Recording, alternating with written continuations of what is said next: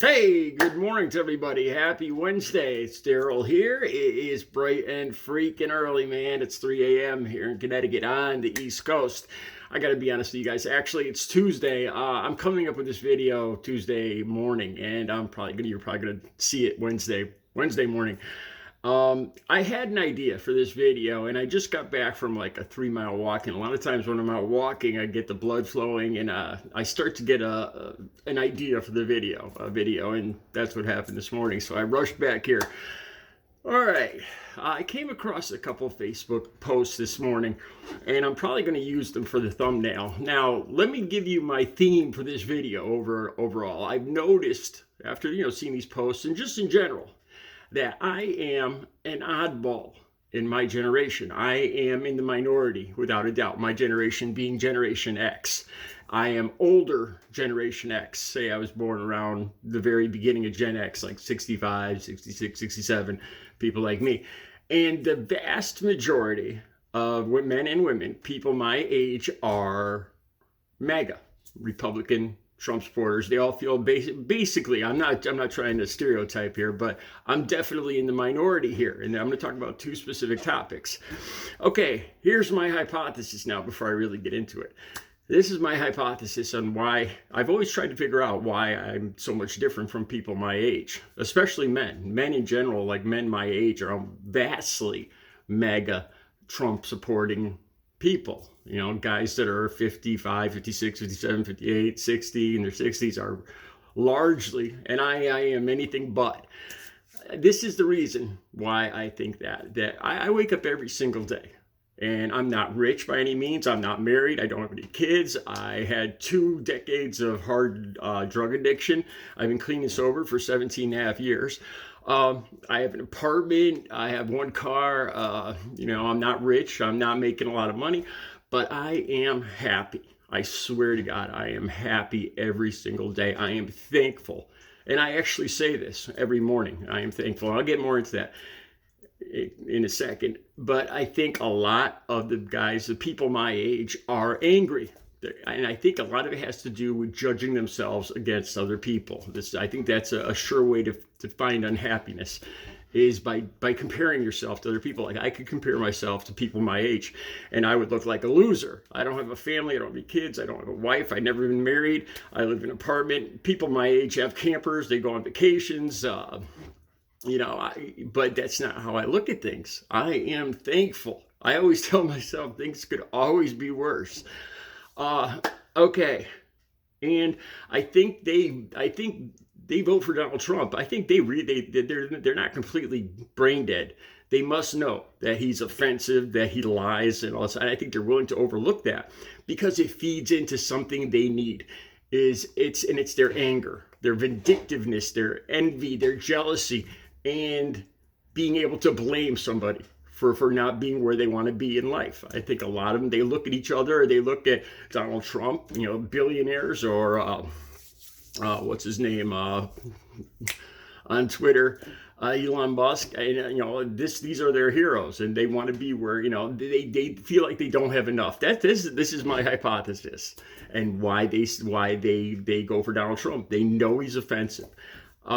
Okay, now let me get into it here. The first post I came across this morning was about Biden paying tuition, debt forgiveness. And I have no problem with that. I went to 2 technical schools. I didn't pay as much as some people going to 4-year colleges. But for the life of me, I don't understand how it would make things better. Just to make things harder for other people, for kids. Why would I, just because I suffered, why do other people have to suffer? And how is making them suffer, how does that make my life better? It doesn't. It's just pure vindictiveness. I look at this, and then there's actual benefits to paying off, to helping, to the economy. If people nowadays are so in debt with like $500,000 tuitions they have to pay off over 30, 40 years. That's the reason that they can't buy houses. They can't spend money. This hurts the economy. It hurts the country. It would actually be better for the country by paying off. There would be pluses to helping people pay off their debt. But there's a lot of people that are just vindictive and jealous and envious, and they don't want they think that if some of their tax dollars goes to pay off some of the other people's debt, that it'll somehow put them in front. Again, they're judging themselves against other people. I think they're worried that if they pay off other people's tuitions, then those people will all of a sudden get in front of them, like in the line of life. That's what I think death and taxes are a given in life. And if I'm going to pay taxes, let them go for something good. Let them go for something that'll benefit somebody.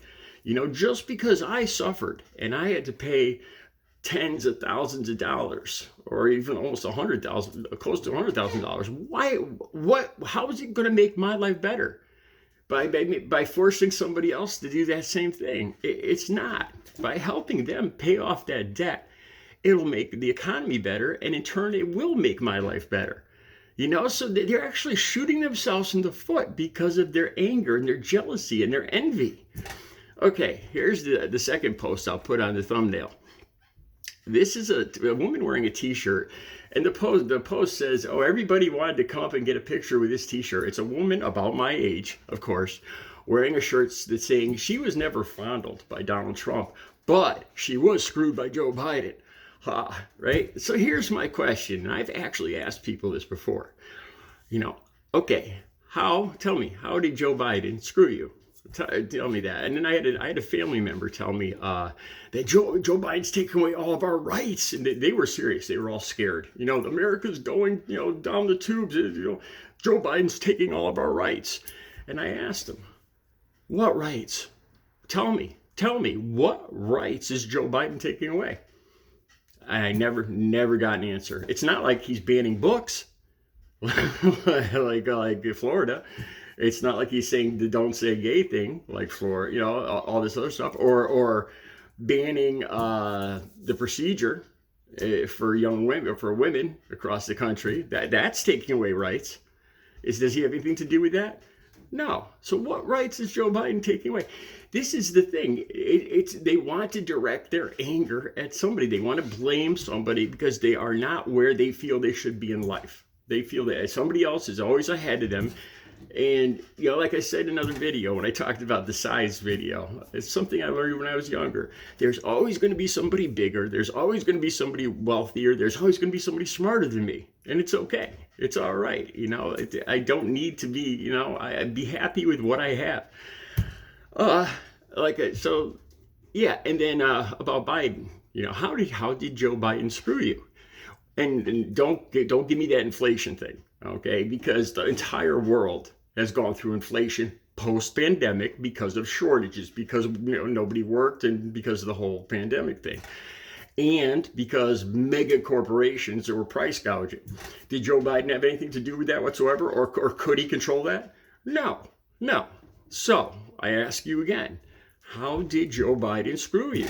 I mean, overall, and this is another thing they refuse to believe, that the economy actually is doing great, and they don't want to hear it. They want to dwell in their vindictiveness, their envy, their jealousy, and it makes them feel that negative. It's a negative head rush. It's a negative feeling, and they dwell on it, and they've come to enjoy this negative feeling in their lives, and that's why they like Donald Trump. Okay. Like I said, I've been clean and sober for 17 and a half years. And a lot of this has to do with me thinking that these are the best years of my life. I've seen the worst years. I've gone through withdrawals, heroin withdrawals. I've gone through all sorts of stuff, and I didn't think I'd ever make it this far. And I think that this is similar to, I don't want to compare myself to cancer patients or people that have survived bad car wrecks or stuff like that. But when you go through situations that you don't think you're going to live, a lot of times you come out the other side with a new appreciation for life. I am just happy to see that sun come up every single day, even if it's raining, even if it's cloudy, even if it's going to be a crappy day. It's another day that I'm going to be on this earth. It's another day above ground. It's another day I get to tell people around me I love them. The day is full of possibilities. You know, and that makes me happy. You know, am I as rich as other people with my age? No. Do I have as much money? Do I have a wife? Do I have kids? Do I have family? Do I have a fancy car? Do I have a motorcycle? Do I have a good paying job? No. You know, but really, what does any of that really matter? You know, I've seen the worst side of life. I've been there through my addiction, you know, and I never thought, I'm just so thankful that I am where I am. There's no need for me to compare myself to other people. You know, I'm just happy where I am. I'm thankful for everything that I get to enjoy. Like I said, today is full of possibilities, and I thank God for another day on this earth, even if it's a crappy day. I'm thankful for it. It's another day, because sooner or later, it's going to be my last day. And that day's coming quick for all of us. It is. You know, we only have a certain, you know, it could be today, could be tomorrow. Sooner or later, it will be today or tomorrow. You know, so enjoy today. Why measure yourself against other people? Life is good. Stop and smell the coffee or the flower or the roses or whatever. Smell something. All right. Have a good Wednesday.